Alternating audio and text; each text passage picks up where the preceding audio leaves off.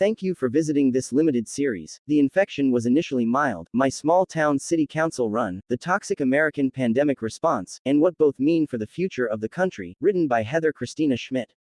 You can view the entire series now on schmidttalks.com or subscribe to get it sent in parts to your email box weekly. Moreover, I was stunned to see how my own emergence in the political sphere clearly threatened so many people. To this day, I still don't fully understand why. Fundamentally, I'm a nobody in the grand scheme of things. With a limited budget, and even less of a stakeholder position in the financial underpinnings of the community, I was no more a threat to many of these people than perhaps a gnat. And yet somehow, many people and groups made sure that I was outspent in every way I could be. When it came time to seek endorsements, as I said, I made sure to align my goal to the organizations that were in line with my agenda. I didn't want to waste time seeking the endorsement of any old group that came along. Endorsements take time, lobbying, and a lot of effort to secure. It's paperwork, meetings, interviews. As a candidate, you have to devote some time to them, but you can't devote all of your time to them. The reason why you have to? Money. Endorsements traditionally come with a check, both from individuals and groups, more so with the groups. The local Planned Parenthood was quick to cut a check after their endorsement of my campaign, and it was equal to all of the other city council candidates that group endorsed. A few days before the election, the local carpenters union came through in the same way. However, every other group that I garnered an endorsement from fell short on the funding of my campaign as compared to other candidates. Maybe they didn't think my district was winnable, and wanted to spare precious funds for future political activity. But if that were the case, why would my opponent not spare in the same way? Why would he and the police and firefighters spend tens of thousands of dollars? Stunning, as time went on, were the comparisons on campaign disclosure forms. The local Democrats would throw me a bone, while other candidates less qualified with less likelihood of winning were given maximum dollar amounts. The women's group that endorsed my campaign, also funding me far less than other candidates, also forgot to mail my check for a whopping month and a half after it was written. It was almost as if these groups were setting me up to fail, and in such a way that seemed innocent or simply due to incompetence, but when it happened over and over again, the reality that it was probably for intentional reasons became clear. There came a point that I simply gave up on personal endorsements, which concluded with my endorsement from our congressional representative. While nice to know that my political capital with her had not soured over the years, I knew that was about as good as it would get. A lot of others I had worked with, or done organizing in the community alongside over the years, ended up going silent when I asked for them to endorse my campaign. Or some, like the firefighters, simply smiled, said they supported me in idea, but wouldn't give any official endorsements in any city council race, only to turn around the next day and endorse my opponent, along with writing a check to add to his $75,000 pot. Still others were brutally honest and in my face about it. A former county supervisor I had encountered over the years I was working as a community organizer for the labor unions bluntly told me that she would not endorse me because my opponent was also a member of her Rotary Club. Another, a school board member, said she didn't want to be embarrassed when she ran into my opponent's wife at book club.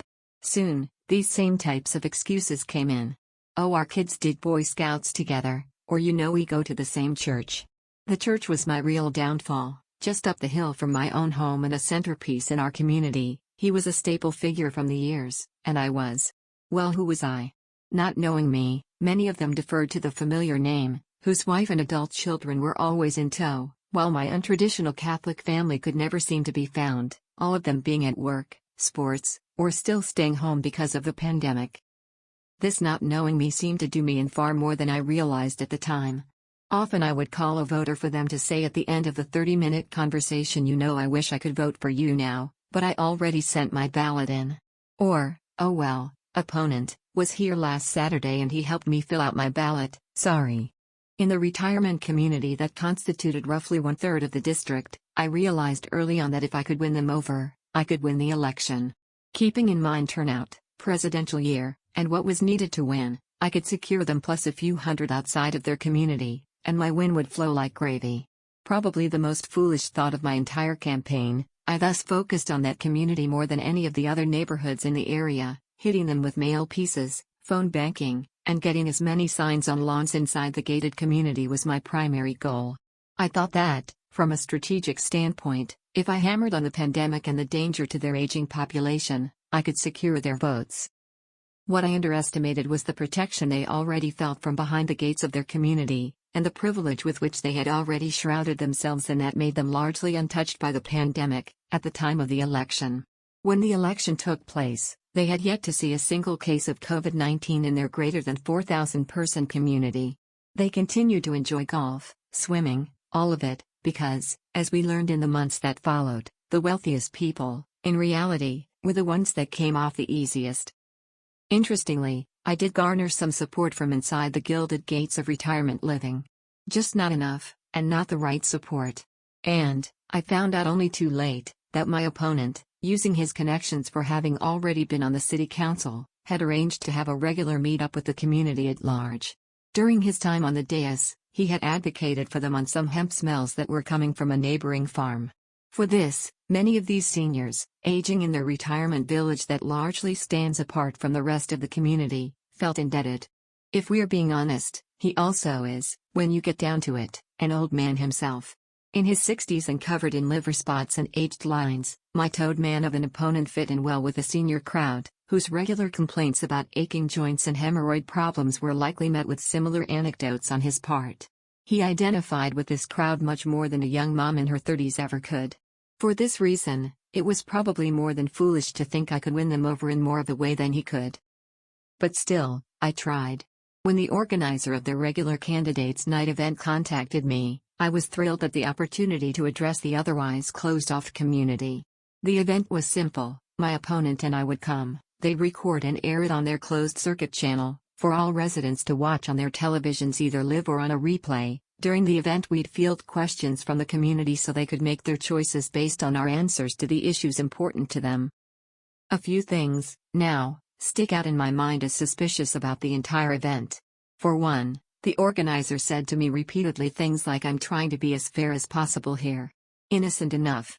But then he would call me about some planning thing, offering a tour of the stage in advance, asking me to come have a photo taken, and so on, and he would always preface with, "Well, opponent, was just here," and I thought. The man and the other organizers were nice enough, but what I later found out has soured the entire thing in my mind. He and his wife contributed to my opponent's campaign, months before the candidate's event. Does he have a right to contribute to whatever campaign he wants? Of course. But perhaps have someone not clearly biased act as the moderator of the whole show.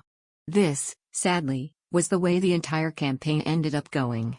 I would come to find that family and friends of ours for years, decades, had donated and supported my opponent's campaign. Some even participated in the destruction of my campaign signs. Democrats, Republicans, everyone. When imposter syndrome and self-confidence rear their ugly heads, I think to myself, maybe it was just me, my policies. But then how could I have earned the support from all of those that I actually did? Were we all just wrong? The answer, simply put, was that my message and my motive, my agenda and my plans for our community, were spread through the community at around $3 per vote. My opponents?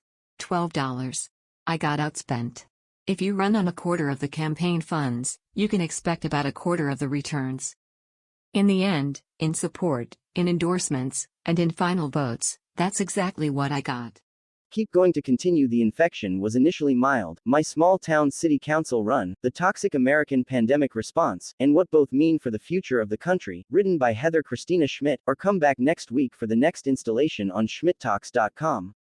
Thank you to our sponsors, and subscribers like you. Stay healthy, stay safe, stay aware.